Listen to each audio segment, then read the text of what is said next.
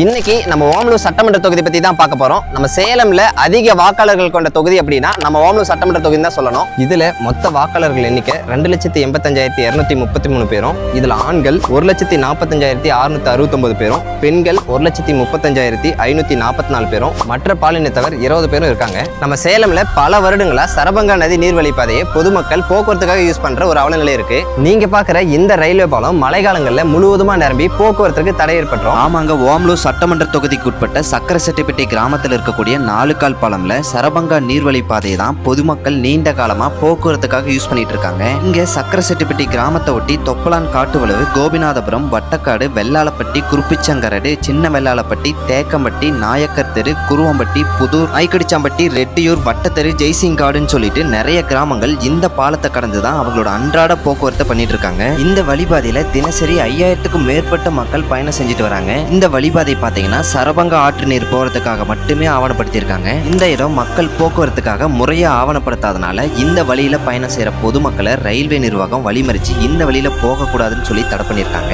அதனால இவங்களோட அன்றாட வாழ்க்கை ரொம்பவே பாதிக்கப்படுது. இந்த பிரச்சனையை தீர்க்கும் விதமா சுரங்கப்பாதையோ அல்லது மேம்பாலமோ அமைச்சு தரணும்னு சொல்லி இங்க இருக்க பொதுமக்கள் கவர்மெண்ட் கிட்ட கோரிக்கையா வச்சிருக்காங்க.